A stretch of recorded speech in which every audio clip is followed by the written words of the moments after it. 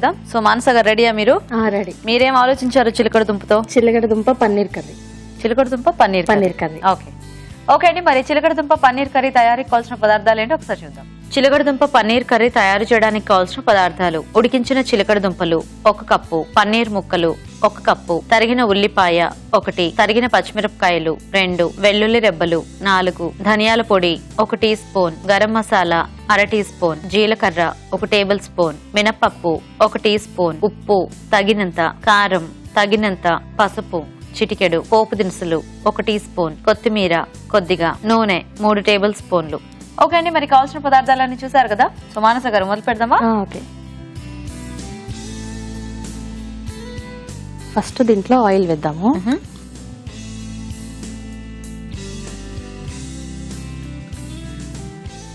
పన్నీర్ ఉంది కదా, పన్నీర్ను కొంచెం ఫ్రై చేసుకొని తిద్దాం.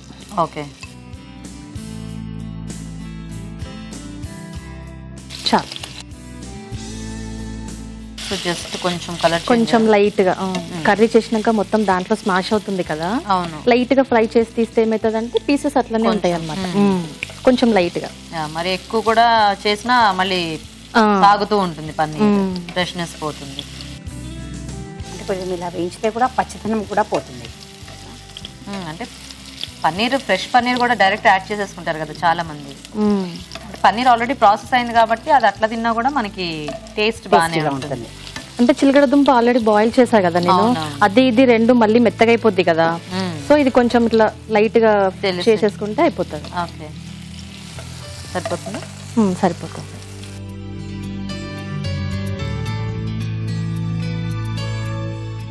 ఇది ఒక బౌల్లోకి తీసేసుకుందాము.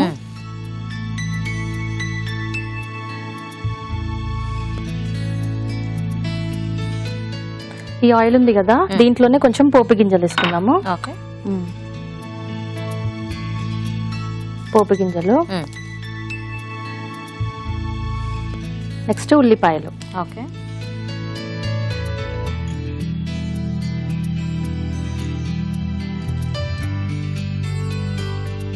పచ్చిమిరపకాయలు,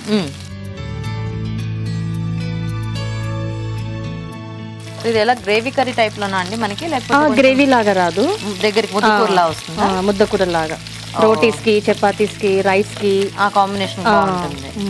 ఓకే, కొంచెం కొత్తిమీర,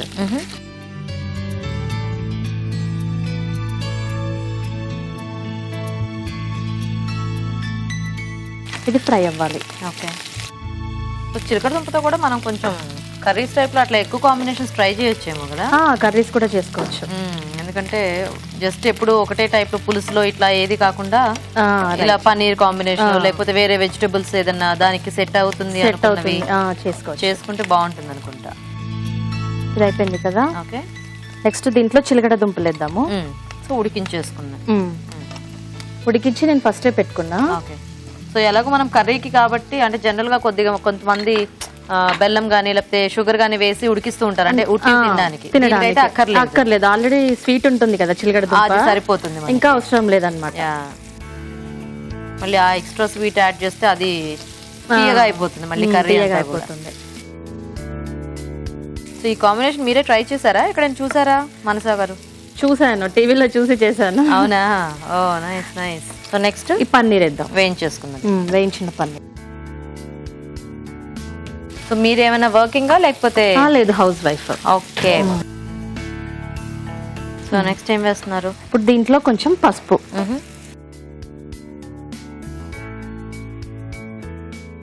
కొంచెం పసుపు, ఓకే, కట్ చేసిన ఎల్లిపాయలు,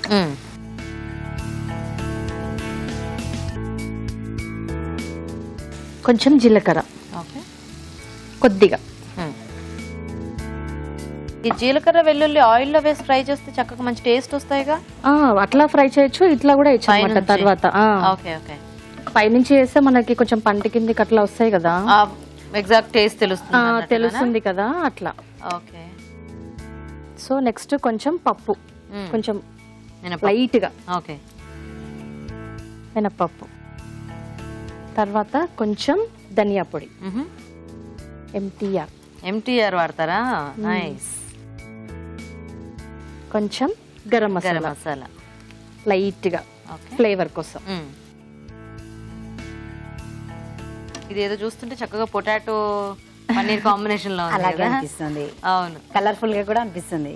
చక్కగా మనకి అంటే బంగాళదుంప అది దుంప ఇది దుంపే కదా. నేను రెడ్ చిల్లీ గ్రీన్ చిల్లీ వేసా కదా, అది కొంచెమే వేసినాను. కలర్ కోసం కొంచెం రెడ్ చిల్లీ పౌడర్ కూడా. ఓకే. కారం తినే వాళ్ళు ఎక్కువ వేసుకోవచ్చు, లేదు అంటే కొంచెం తక్కువ వేసుకోవచ్చు.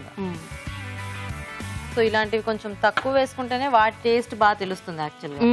ఇప్పుడు కారం స్పైసీగా చేసుకుంటే మనకి ఆ ఘాటు తప్పితే పెద్ద మిగతా టేస్ట్ అంత తెలియదు కదా, అంత తెలియదు. సో కాబట్టి ఇలాంటి వాటి ఇప్పుడు దీనికి మొత్తం సరిపోను సాల్ట్ వేసుకోవాలి లాస్ట్ కి. చాలు. సో ఇది రైస్ లోకైనా సైడ్ డిష్ లో అలా పెట్టుకుంటే బాగుంటుంది కదా. రైస్ కి చపాతీస్ కి ఇట్లా బాగుంటుంది. Nice nice. పన్నీర్ కూడా ఉంది కదా, Okay. కొంచెం స్వీట్ ఇందులో కారము ప్లస్ పన్నీర్. సో పిల్లలకి బాగా నచ్చుతుంది.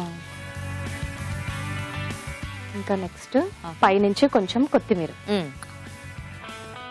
సో మీ పిల్లలు అన్ని తింటారా అండి? పిల్లలు ఉన్నారా మీకు? పిల్లలు ఉన్నారు, నాకు ఒక బాబు. ఒకడే బాబు? ఒకడే బాబు. ఆహాహా. ఏం చదువుతున్నాడు? నర్సరీ ఇప్పుడు, చిన్న బాబు. ఓ చిన్న బాబా. బానే తింటారా అంటే ఇట్లాంటివన్నీ పెడితే? తినడు వాడు అసలు. ఫుడ్ కాడ నన్ను బాగా సతాయిస్తాడు, ఫుడ్ కాడ తినడు కొంచెం. మరి అలా తిననప్పుడు ఏం చేస్తారు? ఇట్లాగే చేసి పెడతాను కానీ ఇంకంతే లైట్ గా తింటాడు, అంతేనా? సతాయిస్తాడు ఫుడ్ కాడ. ఇంకా అభిరుచి చూసి వెరైటీస్ చేసి పెట్టి తినిపిస్తుంది.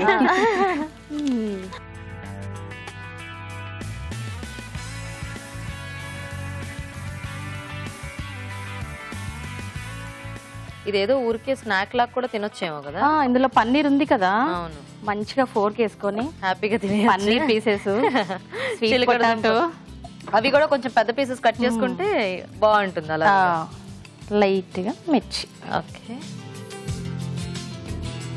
పన్నీర్ చిలకడ దుంప కర్రీ రెడీ. నైస్.